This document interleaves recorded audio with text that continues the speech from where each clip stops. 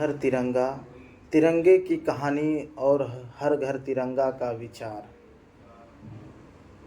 एक झंडा जिसे देखते ही करोड़ों भारतीयों के मन में गर्व की भावना जाग उठती है। केसरिया, सफ़ेद, हरा और बीच में अशोक चक्र। लेकिन क्या आपने कभी सोचा कि हमारे तिरंगे की कहानी क्या है? या केवल तीन रंगों का एक चक्र का संयोजन है? नहीं है। इसके पीछे स्वतंत्रता आंदोलन का संघर्ष है, आज़ादी का सपना है और एक ऐसे भारत की कल्पना है जिसे अपने विचार का फैसला स्वयं करना था। आज हम जानेंगे तिरंगे की कहानी और उस विचार की कहानी जो आगे चलकर बना हर घर तिरंगा। तिरंगे की ऐतिहासिक यात्रा। भारत के राष्ट्रीय ध्वज का वर्तमान स्वरूप एक लंबी ऐतिहासिक यात्रा का परिणाम है। स्वतंत्रता आंदोलन के दौरान राष्ट्रीय ध्वज और भारतीयों के लिए एकता और स्वतंत्रता की आकांक्षा का महत्वपूर्ण प्रतीक बनता गया। इस यात्रा में पिंगल वेंकैया का एक योगदान विशेष रूप से महत्वपूर्ण माना जाता है। 1921 में उन्होंने भारत के लिए एक ध्वज का प्रारूप प्रस्तुत किया। समय के साथ इसके स्वरूप में बदलाव हुए। 1931 में तिरंगे के एक महत्वपूर्ण स्वरूप को स्वीकार किया गया जिसमें चरखा था। चरखा उस समय स्वदेशी और आत्मनिर्भरता की भावना से जुड़ा हुआ। फिर आया 1947। स्वतंत्र भारत को अपने राष्ट्रीय ध्वज की आवश्यकता थी। 22 जुलाई 1947 को संविधान सभा ने भारत के राष्ट्रीय ध्वज को स्वीकार किया। चरखे की जगह अशोक चक्र को स्थान मिला और हमें मिला आज का भारतीय तिरंगा। तिरंगे के तीन रंग। हमारे राष्ट्रीय ध्वज के तीन रंग हैं, केसरिया, सफ़ेद और हरा। केसरिया रंग साहस और त्याग की भावना से जुड़ा है। सफ़ेद रंग शांति और सत्य की भावना को दर्शाता है और हरा रंग जीवन, समृद्ध और विकास से जुड़ा है। और सफ़ेद पट्टी के बीच अशोक चक्र, इसमें 24 तीलियां हैं। यह गति और निरंतरता, आगे बढ़ाने की भावना की याद दिलाता है। इसलिए जब हम तिरंगे को देखते हैं तो हमें केवल उसके रंग नहीं देखने चाहिए, हमें इसके पीछे छुपे मूल्यों को भी समझना चाहिए। हर घर तिरंगा की शुरुआत। भारत की स्वतंत्रता के 75वें वर्ष के अवसर पर एक विचार को बड़े स्तर पर जन भागीदारी से जोड़ा गया, हर घर तिरंगा। इस अभियान का उद्देश्य नागरिकों को राष्ट्रीय ध्वज से भावनात्मक रूप से जोड़ना और स्वतंत्रता दिवस के उत्सव में उनकी भागीदारी बढ़ाना था। विचार सरल था, अगर देश की आज़ादी हर भारतीय की है तो स्वतंत्रता का उत्सव भी हर भारतीय का होना चाहिए। और इस भावना के साथ तिरंगा घरों तक पहुंचने लगा। गांव में, शहरों में, स्कूलों में, कॉलेजों में और लाखों परिवारों की छतों पर। एक घर से पूरा देश तक। कल्पना कीजिए, एक छोटे से गांव में एक परिवार अपने घर पर तिरंगा लगाता है। उसी समय किसी महानगर की ऊंची इमारत में एक बच्चा अपनी बालकनी में तिरंगा लगाता है। दोनों की ज़िंदगी अलग है, उसकी भाषा अलग हो सकती है, उसकी परिस्थितियां अलग हो सकती हैं, लेकिन तिरंगे के सामने एक पहचान समान है, भारतीय। यही हर घर तिरंगा की भावना है।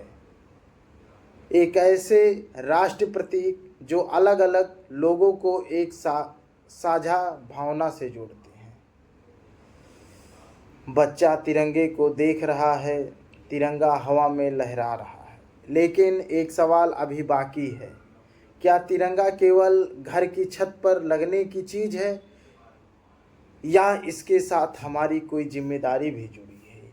क्या हम जानते हैं कि राष्ट्रीय ध्वज का सम्मान कैसे किया जाना चाहिए और क्या देशभक्ति केवल एक दिन का उत्सव है? इन सभी सवालों का जवाब मिलेगा भाग 2 में। हम बात करेंगे तिरंगा और हमारी जिम्मेदारियां। हर घर तिरंगा। जय हिंद। भाग 2। तिरंगा और हमारी जिम्मेदारी। हमने जाना कि तिरंगा कैसे हमारी राष्ट्रीय पहचान बना। हमने जाना कि हर घर तिरंगा अभियान ने नागरिकों को स्वतंत्रता दिवस के उत्सव से जोड़ने का प्रयास किया। लेकिन अब सबसे महत्वपूर्ण सवाल, तिरंगे के प्रति हमारी जिम्मेदारी क्या है?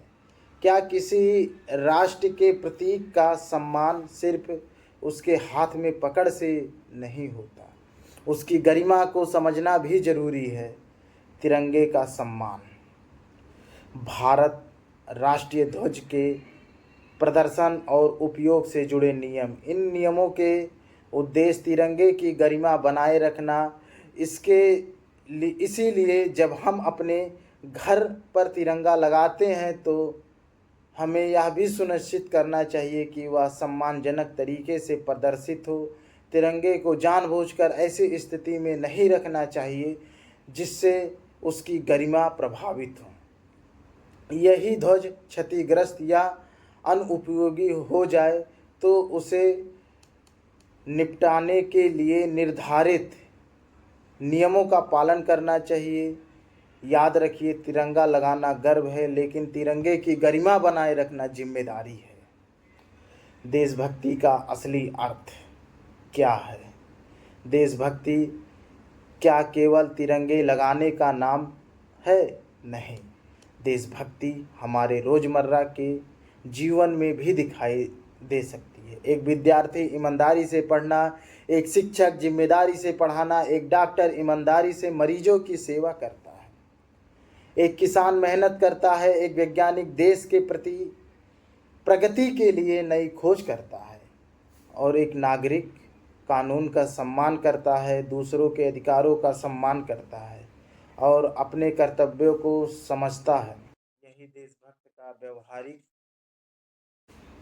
रूप है, क्योंकि देश केवल सीमाओं से नहीं बनता, देश बनता है नागरिकों से, उनकी जिम्मेदारियों से और उनकी साझा भावनाओं से। तिरंगा और भारत की एकता जानेंगे हम। भारत विविधताओं का देश है। हमारी भाषाएं अलग हैं, हमारी संस्कृतियां अलग हैं, हमारी परंपराएं अलग हैं, लेकिन जब तिरंगा लहराता है तो इन सभी विविधताओं के बीच एक साझा पहचान सामने आती है, हम भारतीय हैं। यही भारत की सबसे बड़ी ताकत है। तिरंगा हमें याद दिलाता है कि हम अलग अलग हो सकते हैं, लेकिन हमारा देश एक है। एक संविधान है, एक गणराज्य है, एक राष्ट्रीय पहचान है और एक साझा भविष्य है। नई पीढ़ी की जिम्मेदारी क्या है? आज की पीढ़ी के हाथों में कल का भारत है, इसलिए बच्चों और युवाओं को केवल तिरंगे के बारे में बताना पर्याप्त नहीं है। हमें उसके पीछे छिपे मूल्यों को भी समझना होगा। साहस, त्याग, शांति, प्रगति, समानता, जिम्मेदारी, क्योंकि आने वाले भारत का निर्माण आज की पीढ़ी करेगी। अगली बार जब आप अपने घर की छत पर तिरंगा लगाएं, कुछ पल रुककर उसे देखिए और खुद से पूछिए, मैं अपने देश के लिए क्या कर रहा हूँ? शायद आपका जवाब बहुत बड़ा ना हो, लेकिन ईमानदारी से पढ़ना, ईमानदारी से काम करना, कानून का सम्मान करना और दूसरे के अधिकारों का सम्मान करना, सार्वजनिक संपत्ति की रक्षा करना और जिम्मेदारी नागरिक बनना, ये सभी भारत के मजबूत बनाने में योगदान है। क्योंकि तिरंगा केवल घर की छत पर नहीं लहराना चाहिए, उसका सम्मान हमारे विचारों में होना चाहिए, हमारे व्यवहार में होना चाहिए, हमारे कर्मों में होना चाहिए और सबसे बढ़कर हमारे दिल में होना चाहिए। एक तिरंगा, एक पहचान, एक भारत, एक जिम्मेदारी। हर घर तिरंगा, हर दिल में तिरंगा। जय हिंद, जय भारत।